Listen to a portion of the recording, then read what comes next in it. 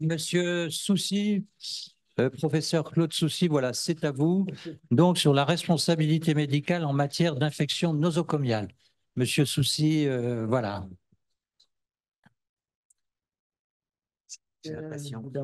Et on entendra ensuite donc la dernière communication, c'est le docteur Michel Bernard, et encore merci à lui d'avoir permis ces changements.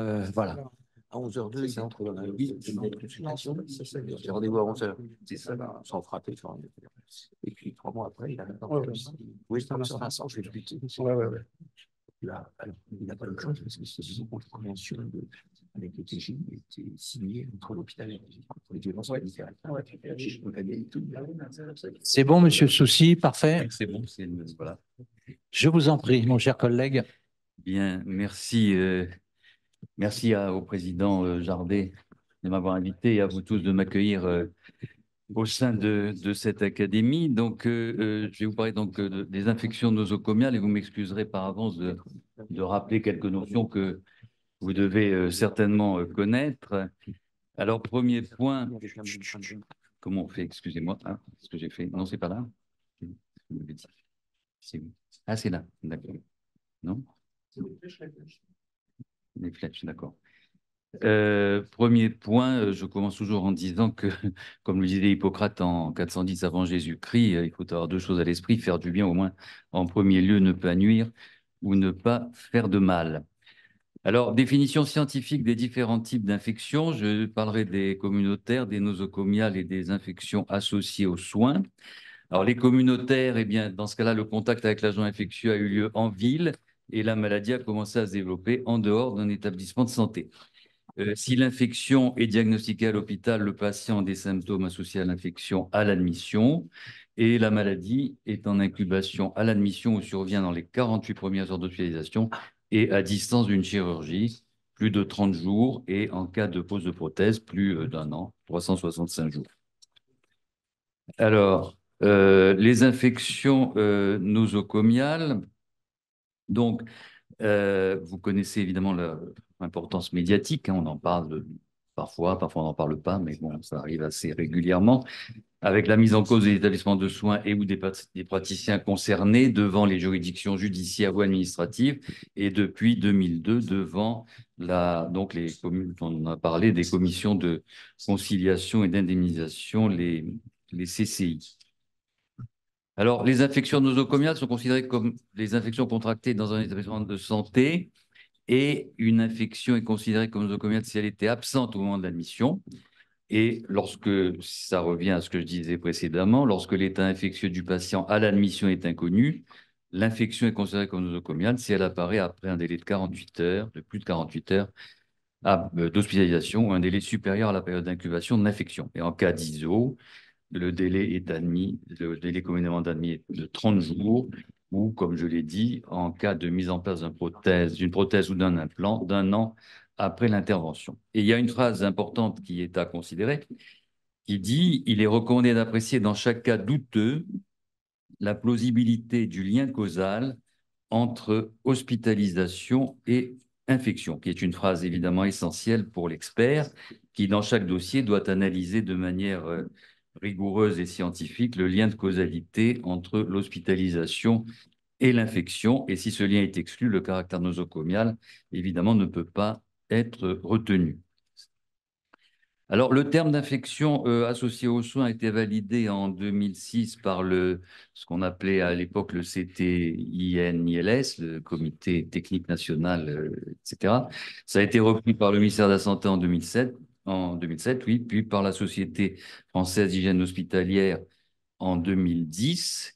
Et on dit, lorsque l'état infectieux au début de la prise en charge n'est pas connu précisément, un délai de moins 48 heures, on retrouve les mêmes termes, ou un délai supérieur à la période d'incubation est couramment accepté pour définir une IAS. Toutefois, il est recommandé d'apprécier cette fois, non plus dans chaque cas douteux, mais dans chaque cas, la plausibilité de l'association entre la prise en charge et l'infection. Alors ça, c'est la liste de toutes les structures qui dépassent donc le cadre strict des hôpitaux, puisqu'on y retrouve notamment les services ou établissements d'hospitalisation à domicile, les services de soins infirmiers à domicile, les cabinets de professionnels de santé libéraux, médecins, infirmiers, etc. Et toute la liste que vous avez, les consultations ambulatoires, services de soins de suite, et même les ambulances, les véhicules des services, tout en bas.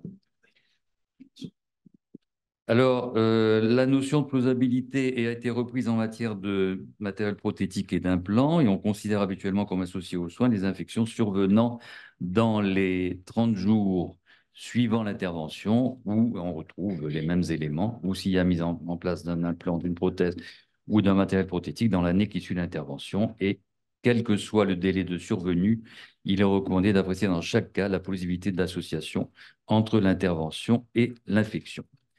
Alors, évidemment, une IAS est d'abord une infection. Donc, quand on est en expertise, il faut d'abord se poser la question de savoir si il y a des signes cliniques, fièvre, douleur, etc., biologiques, leucocytes, CRP, VS, enfin, vous savez tout ça, radiologique, et la présence éventuelle d'un micro-organisme qui ne suffit pas d'ailleurs à définir une infection, sauf dans quelques rares cas, lorsqu'on est dans le cas d'un liquide stérile comme le LCR. Alors, l'origine des micro-organismes responsables de l'infection peut être endogène, c'est-à-dire provenant de la flore du patient lui-même, ou exogène, provenant de l'environnement ou d'une autre personne. Alors, il existe différents types d'IAS. D'abord, les IAS associés à l'environnement de soins qui nécessitent la présence physique dans la structure où sont réalisés les soins. Ça concerne les patients, mais aussi les soignants et les visiteurs.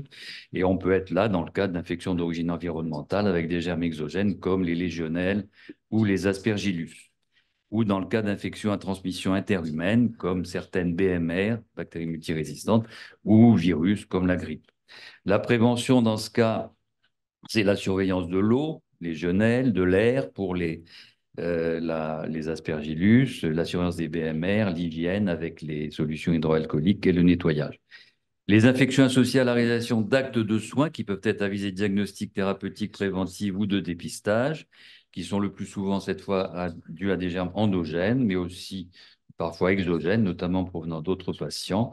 Et la prévention, là, c'est la préparation cutanée et l'antibioprophylaxie. Alors, il y a un troisième type qui est dû aux pathologies sous-jacentes qui augmentent le risque. Alors, le lien entre les soins et le lieu où sont dispensées l'infection est très indirect, voire absent.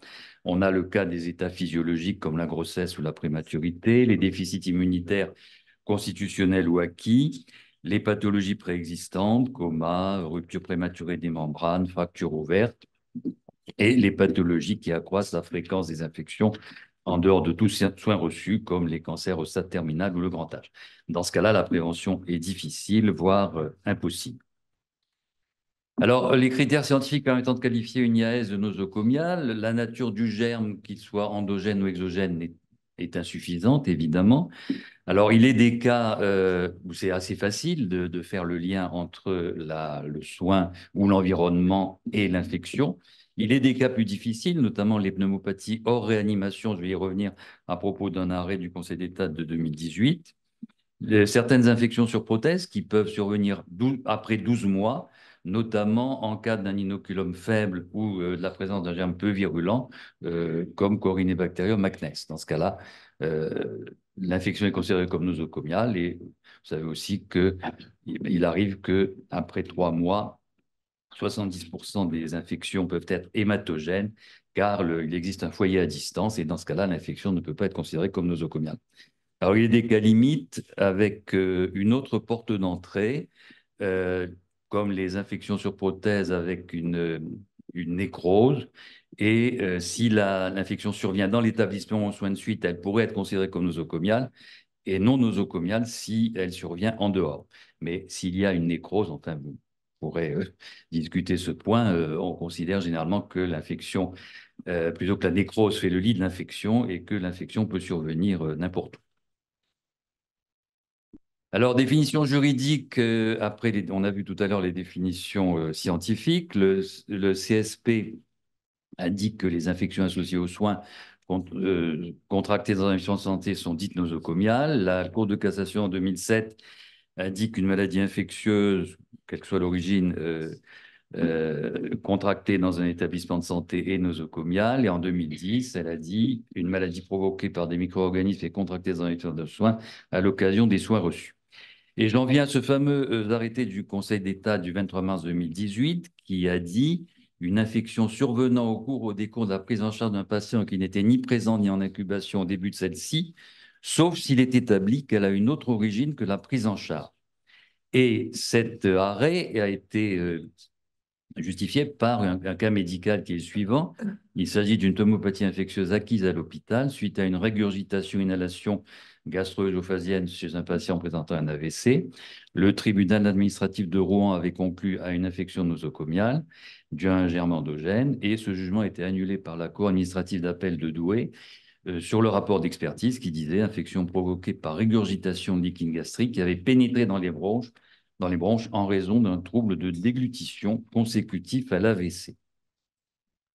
Et le Conseil d'État a dit que la Cour administrative d'appel n'avait pas fait d'erreur de droit en indiquant que le préjudice n'était pas dû à une infection nosocomiale, car l'infection provoquée donc par la régurgitation de liquide gastrique aurait pu survenir en dehors de toute hospitalisation et l'infection n'était donc pas en rapport avec les soins prodigués. Et cet arrêt de la CAA a donc été logiquement confirmé sur les conclusions des experts qui avaient dit donc c'est la pathologie du patient et non les soins qui sont à l'origine de la migration des germes à point de départ gastrique vers les poumons. Et donc le Conseil d'État a dit l'infection ne peut être regardée comme infection nosocomiale et n'engage donc pas la responsabilité de l'hôpital sur les fondements du Code de la santé publique. Alors, il n'empêche que l'établissement ou l'ONIAM doit prouver que la prise en charge n'est pas à l'origine de l'infection, c'est ce que les avocats appellent le critère temporel, que l'infection a une cause étrangère à la prise en charge, qui doit être exclusive pour être exonératoire. Ça peut être une faute de la victime, le fait d'un tiers ou un cas de force majeure. C'est ce qu'ils appellent le critère substantiel. Et les patients ou les ayants droit doivent prouver l'infection nosocomiale sur des présomptions graves, précises et concordantes, comme l'a dit la Cour de cassation en 2001 et en 2008. Alors, très récemment, donc en 2022, on est parvenu à une harmonisation des définitions administratives et judiciaires par l'arrêt du Conseil d'État du 1er février et de la Cour de cassation du 6 avril, qui ont répété ça, puisqu'ils ont dit doit être regardé comme présentant un caractère nosocomial, une infection survenant au cours ou au décours de la prise en charge d'un patient qui n'était ni présent ni en incubation au début de celle-ci, sauf s'il est établi qu'elle a une autre origine que la prise en charge. Alors, il y a une phrase un peu compliquée après, pas très bien compris, mais enfin bon, sans qu'il n'y ait lieu de tenir compte de ce que la cause directe de cette infection avait le caractère d'un accident médical non fautif ou avait un lien avec une pathologie préexistante. J'ai surtout retenu sauf s'il est établi qu'elle a une autre origine que la prise en charge, et là, ils sont d'accord. Alors, en ce qui concerne la responsabilité de l'indemnisation, depuis janvier 2003, donc en cas de décès imputable à une infection nosocomiale ou si celle-ci est à l'origine d'un DFP supérieur à 25%, l'indemnisation de la victime ou de ses ayants droit se fait par l'ONIAM, avec possibilité de recours subrogatoire de l'ONIAM contre l'établissement et ou le praticien en cas de faute. Si le DFP est inférieur ou égal à 25%, c'est la responsabilité de plein droit des établissements publics ou privés et responsabilité pour faute des praticiens en cas d'infection contractée dans un cabinet privé. Alors pour conclure, une infection nosocomiale doit donc être associée à un acte ou à un environnement de soins, avec un lien entre les deux, bien évidemment, et contractée dans un établissement de soins. L'indemnisation se fait par la solidarité nationale dans les cas les plus graves ou par l'établissement de soins, comme on l'a vu. Importance du travail de l'expert qui doit établir d'une manière formelle le lien de causalité entre l'acte de soins litigieux ou l'environnement de soins et la survenue de l'infection. Et pour terminer, donc, les choses évolueront peut-être, mais enfin, on en est là aujourd'hui. Arrêt du Conseil d'État de 2018-2022, de la Cour de cassation de 2022, infection survenant au cours ou au décours de la prise en charge d'un patient et qui n'était ni présent ni en incubation au début de celle-ci, sauf s'il est établi qu'elle a une autre origine que la prise en charge. Voilà, je vous remercie. Merci infiniment, Monsieur Soucy, pour cette très belle communication Alors, non, non, mais enfin, vous êtes expert près de la Cour de cassation, donc avec honoraire, oui, moi bientôt aussi, mais Olivier toujours. Je crois que c'est très, très important de rappeler effectivement cette définition, en particulier depuis la loi du 4 mars 2002, puisque maintenant la responsabilité, ben, c'est d'une certaine manière, dans le cas des infections nosocomiales, eh bien, cette responsabilité n'a plus à être prouvée puisque les indemnisations sont fournies par qui? C'est-à-dire par l'État, c'est-à-dire par nous, par nos impôts. Ce qui, à mon avis, sur le plan social, vis-à-vis des difficultés qui existaient, que vous avez connues antérieurement à la promulgation de la loi du 4 mars 2002, pouvait poser effectivement un certain nombre de problèmes. En tous les cas, merci, c'était très clair et ça a permis de... Ouais, très bien. Question? Pas de question. Ah, c'est une question. Je vous en prie. Allez-y, monsieur Vincent. Alors, je suis navré de poser plein de questions, mais c'est passionnant. Il y a eu un case report du New England Journal of Medicine qui a, à propos d'une fracture spontanée dans les années 30, qui a ouverte, qui a guéri enfin, malgré l'infection.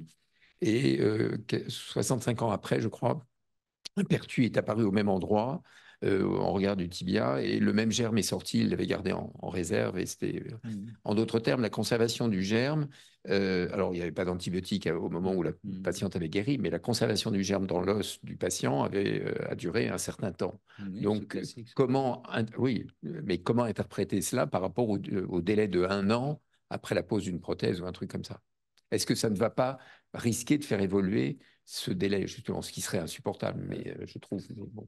Alors là, allez-y, monsieur Soucy. Quel était, excusez-moi, entre les deux événements? Non, simplement qu'une fois que c'est infecté, lorsqu'on parle d'infection nosocomiale pour le matériel, c'est jusqu'à 1 an après la pose du matériel. Oui. Or, là, dans cette histoire, on voit que le germe peut rester pendant 60 ans sans se manifester. Et donc, la question, c'est est-ce que quelqu'un qui a une prothèse infectée 30 ans après va dire, ouais, c'est... Est-ce que c'est pas un risque et est-ce qu'on ne voit pas ce type d'évolution? 60 ans, ça paraît beaucoup. Il y a eu un seul case report, une lettre au New England. Est-ce qu'on est sûr que c'était le même germe avec les mêmes antigènes? C'est ce que les microbiologistes de l'hôpital ont affirmé. Il devait, Ceci étant, ce que vous décrivez sur une ostéite qui a eu un germe, en général, c'est toujours un staphylocoque dit doré, qui va ressurgir 50 ans après, je veux dire, c'est classique en matière, pour de bonnes raisons. La première, c'est que quand on a une infection osseuse, alors je vais dire des choses encore qu'on enseigne aux jeunes étudiants, mais pour marquer les esprits, quand on a une infection osseuse, on n'en guérit jamais. Donc ça, c'est le premier point. C'est en partie inexact d'ailleurs, mais enfin, parce qu'on peut en guérir.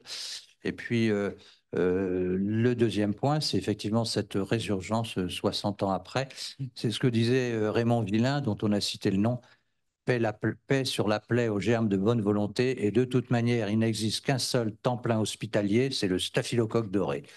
Donc, vous voyez, enfin là, je réponds un peu scientifiquement à la question, voilà. Comme je dis, il y a des bactéries qui peuvent être mises en évidence plus de 12 mois après, les petits bactériums, certains staphylocoques, non dorés, mais à cause. Oui, bien sûr. Oui. Voilà. Alors, généralement, vous parliez du fait que on guérissait jamais. Bon, on est créatif, c'est vrai qu'on consolide généralement bien sûr, 1 an après la. Voilà, c'est ça. Oui. Non, attendez, c'est une image que je donne là. Parce que, comme vous le savez, les infections osseuses, on en guérit quand même de temps en temps. Voilà. C'était heureusement d'ailleurs. Mais enfin, je pourrais expliquer aux jeunes étudiants que l'os, lui, ne supporte pas le moindre souffle, alors que en gynéco, on peut cracher là où on veut et ça se passe toujours bien. C'est une image aussi. C'est voilà. OK. Pas de questions. Bravo, merci.